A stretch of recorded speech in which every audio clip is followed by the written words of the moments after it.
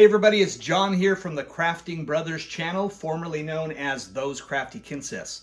We decided to change the name of the channel because who knows how to spell our last name. This week I'm going to be building a set of modular brick castle walls, and they can be configured in any way that you want. So that's the cool thing about this. This build is probably a little bit larger than I wanted it to be, and by all means you can scale back the number of pieces that I built here and just make a few if you want. The idea here is that you can use these wall sections in any configuration that you want to in order to suit your game. So that's the build today. Hope you enjoy the video, and let's get right to it.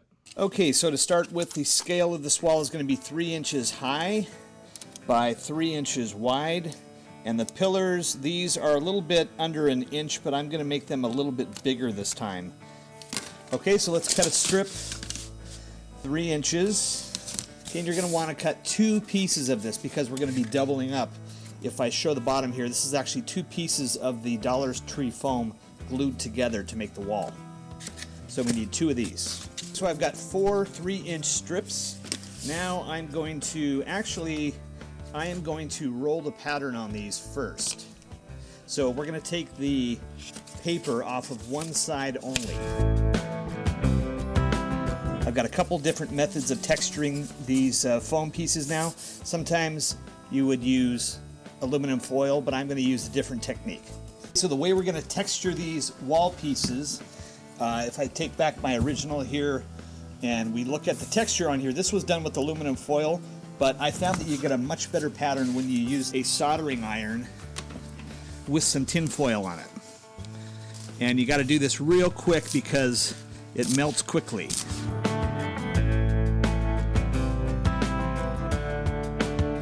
Next, we're going to use our brick pattern roller, and what I'm going to do is put on a glove when I roll this because these are kind of sharp and it helps to have a glove.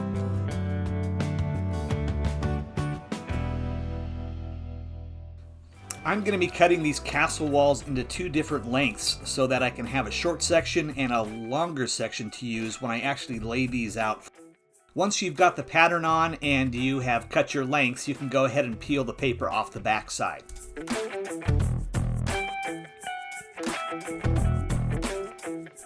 So here I'm going to cut some 6-inch lengths of the wall. And again, go ahead and peel the paper off the back when you're done cutting these. In my experience, this 3M spray adhesive is the best product I've found to glue these foam pieces together. It doesn't smell very good, so I would use it outside. Too late. So once you sprayed them, you can let them sort of dry to the touch. They'll be a little bit tacky. And when you put them together, make sure you put them together straight the first time because you will not get them apart once you put them together. Oops. That went well. All right, well, I effed up that one. Okay, just put them together carefully. They will not come apart. There we go, 3 brick walls.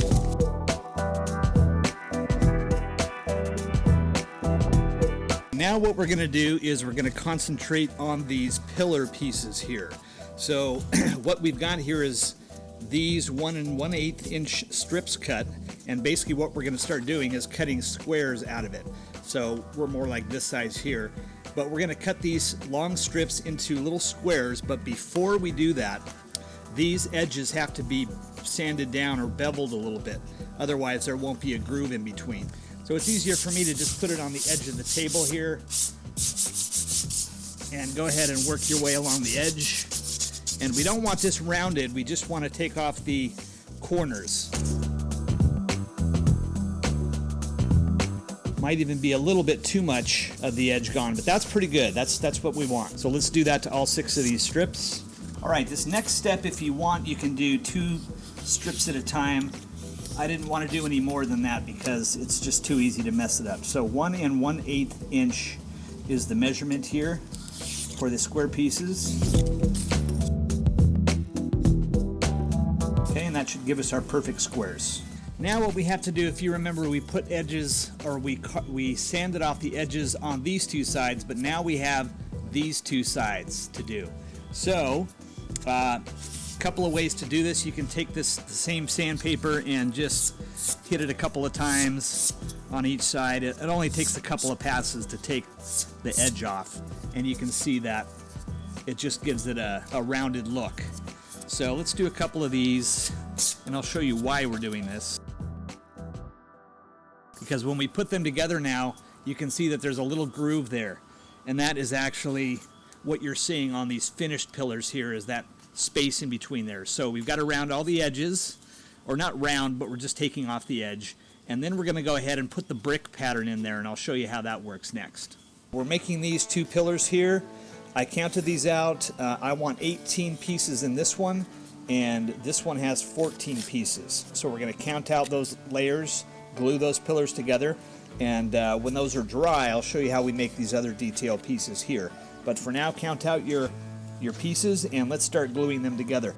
Once I've got all the pieces cut and lined up, I'm actually using a hacksaw here to put the brick detail on each side of the brick column. After I made the cut, I'm using a nail file here to go ahead and just expand the detail a little bit.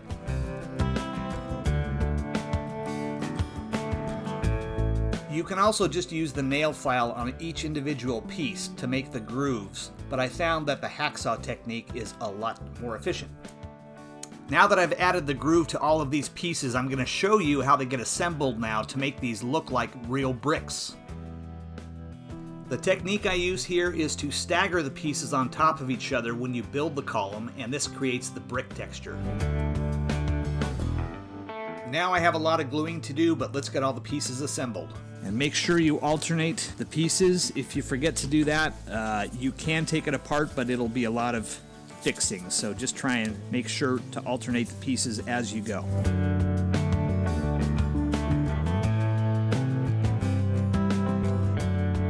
This should be 14 pieces. Now you can go ahead and lay them flat. If you want, you can use a square. That helps a little bit. All right, so now we're going to get into some of the other details on the pillars here. We're going to cut the bottom part to this piece, and we're going to make the top parts of this piece. We're going to use XPS foam instead for that, and so we're just cutting out these detail pieces, and then I'll show you how we go about doing that one in there. All right, let's get to it.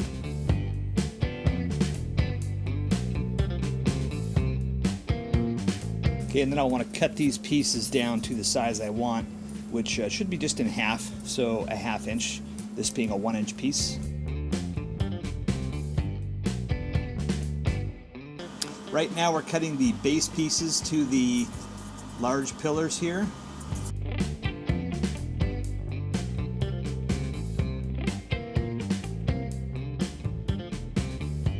And if you don't like breathing the fumes from this thing, which do, if you're standing right above it, tend to come up right in your face, bring it outside.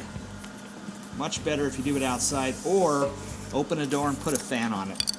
I've done that in the past. Right now, it's going right into my face. Oh well. 1 3/8 by 3/4. Done. Now let's take a look at the large pillar again. We've got the base piece, which we've cut out here. It is 1 3/8 inches square by 3/4 inches. And then we've just rounded off the edges here with some sandpaper. And same thing for the top here. We've just cut this at 1 5/8 square. So I've just cut off at an angle part of this and then sanded the edges a little bit there. So these are the two pieces I'm going to use. And now we've got to come up with this piece right here. And all I'm going to do is take one of my other pillars and cut off 3 sections here. And all you want to do is leave maybe 1/4 of an inch on the sides and cut down about almost 1/4 inch down. So cut in there a bit, and then what I'm going to do is come on the top and use my X-Acto knife to remove that part.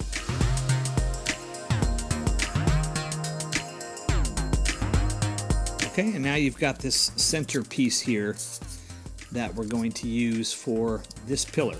Next, we need to cut 2 pieces that are just a little bit bigger than this, and I'm going to go with 1 3/8. Okay, so I've got 2 strips, 1 3/8 inches long, which will be slightly bigger than the pillar pieces. And we'll go ahead and pull the paper off. and we will of course be cutting these into squares. Remember, before you cut these into square pieces, we're going to do the same method of rounding the edges, because this is going to have the same edge as the pillar pieces. So we'll want to do that ahead of time. Definitely save you some time. This is how your edges should look here, nice and rounded. Again, so 1 3/8 is the measurement. Cut these into squares, 1 3/8 of an inch.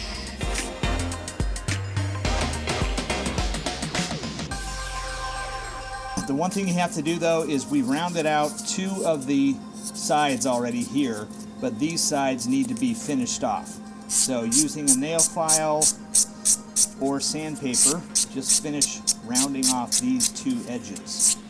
And again, these are going to be a little bit more rounded than the actual pillar pieces, because they are whole pieces of slate, so to speak. And that looks pretty good. That's what you're going for, is you just want to have slightly rounded there and rounded all 4 edges. Here's how the assembly is going to go. You're going to start with the base piece, and then you're going to put the main column on top of that. Then you're going to put the larger slate piece, then the center piece with the cutout, then the second slate piece, and finally the cap of the pillar. We are going to use the hot glue gun for this process. Hopefully this glue is not too hot to melt everything, I'm hoping. Also, try not to use too much glue, because it does not look good when the glue is squishing out of the sides.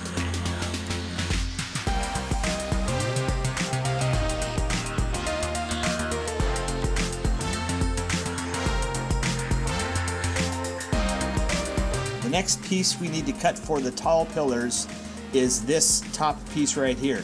So this measurement right here, and you don't have to be exact about this, this was 1 3/8 of an inch, and this was 1 5/8. So you can mess with the measurements a little bit. I just try and get them proportional.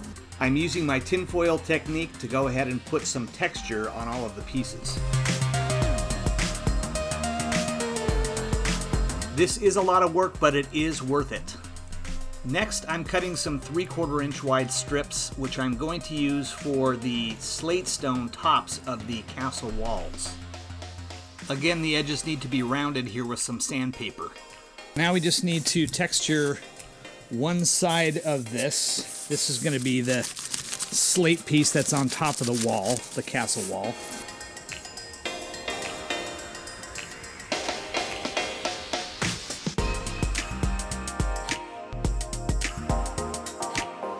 I've got some painting techniques that I want to experiment with, but basically I'm going to use a pewter gray over my Mod Podge and black paint, and then I will experiment with different paint schemes for the individual bricks.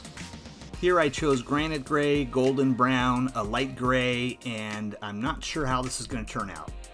It's a good thing I didn't paint too many of these up here, because I finished one of my pillars in a different paint scheme, and I did not like it as well as I do these original pillars that I made a while back.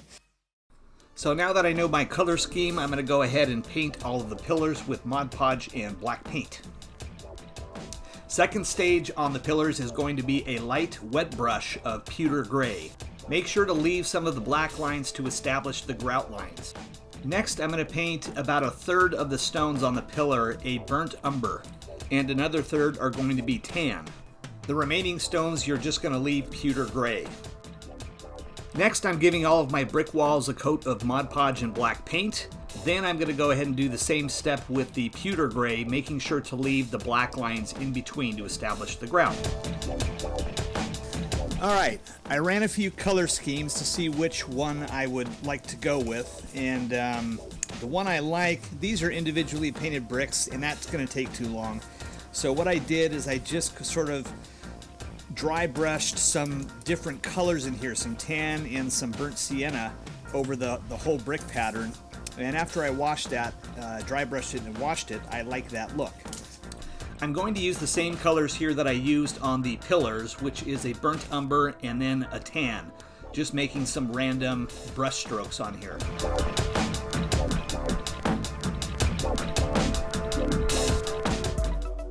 I'm just doing the a dry brush with tan and burnt sienna.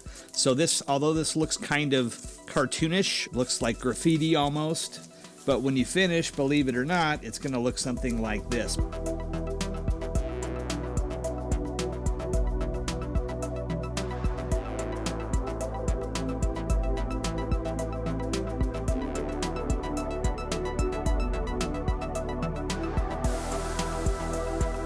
I'm starting to build my castle doors now, and I'm just going to model them after the previous ones that I built.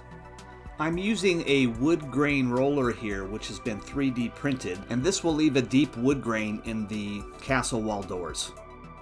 All right, when we're done rolling the pattern in here, you can just go ahead and take the backs off, because we're going to now glue these together. These are going to be double-sided, so we're going to use our contact cement again to glue these two together.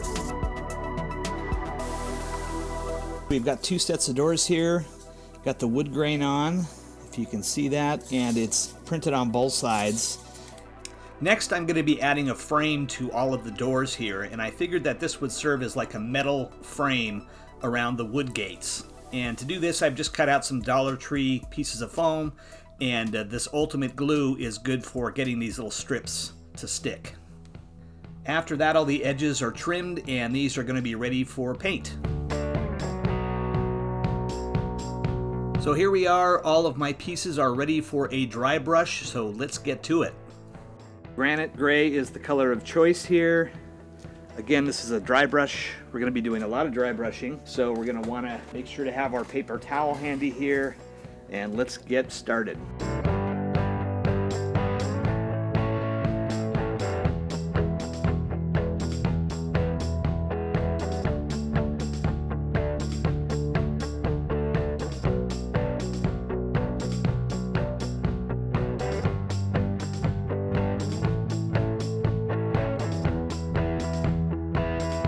My castle walls are ready for a coat of Mod Podge and black paint. Then we're going to go ahead and use a golden brown as the wood grain on the inside of the doors. 2 coats of golden brown should be used here. I'm now ready to black wash all of my castle walls and pillars, so I'm just going to start applying these and make sure that everything's coated evenly with the paintbrush.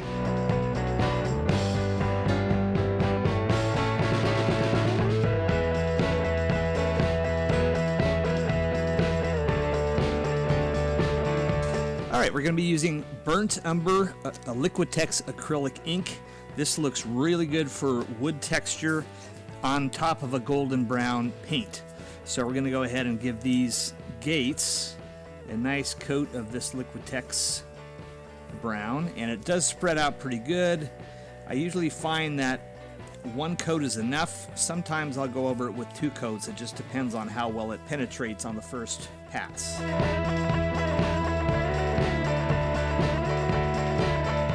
I used a metallic gunmetal paint here for the outside frame of the doors.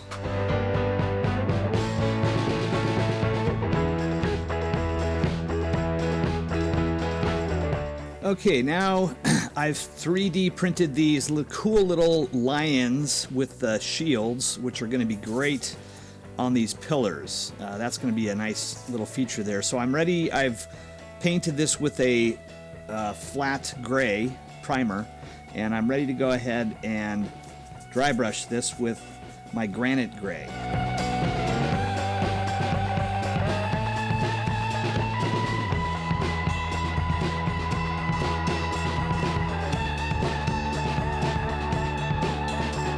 I am ready to do a black wash, and this particular black wash has a little bit of brown pigment in it, so I'm going to use this for my statues here.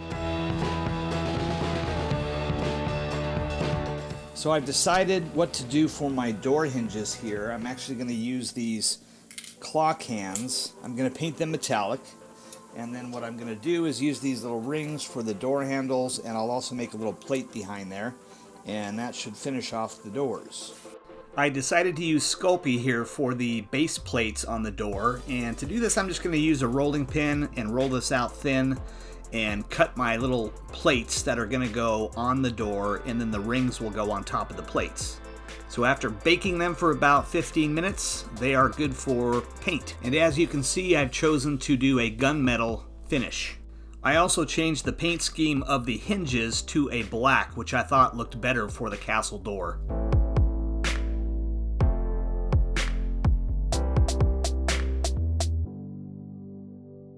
Now it's time to glue all the walls and pillars together, but I'm actually not going to glue them all. I'm just going to build sections so that this piece is going to remain modular. The idea being that you can set this up in any configuration that you might have on your game table.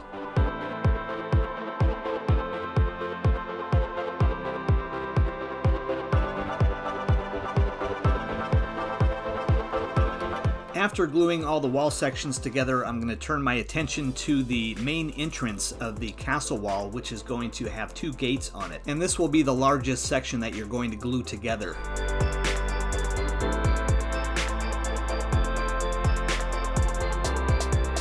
After finishing gluing the wall and pillar sections together, we're going to put the granite slate piece on the top of the castle walls. After everything is glued together, we're ready to go ahead and black wash all of the pieces.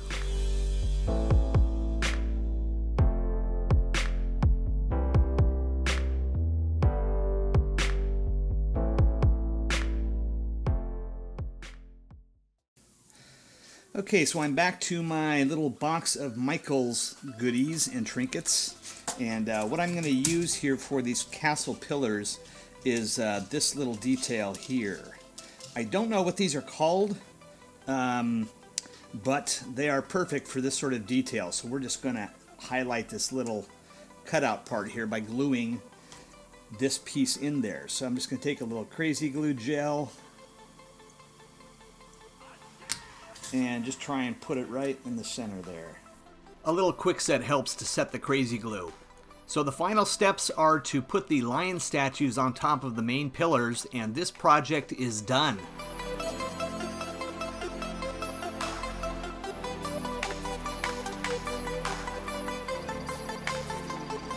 I've used my enchanted fortress build here to showcase how these castle walls look, and I think this is the perfect complement for this project. Remember, these walls are completely modular, so you can set them up in any configuration that suits your game. Hope you enjoyed watching this video. If you did, hit the like button and subscribe, of course, if you haven't already, and we'll see you next week with another build or challenge.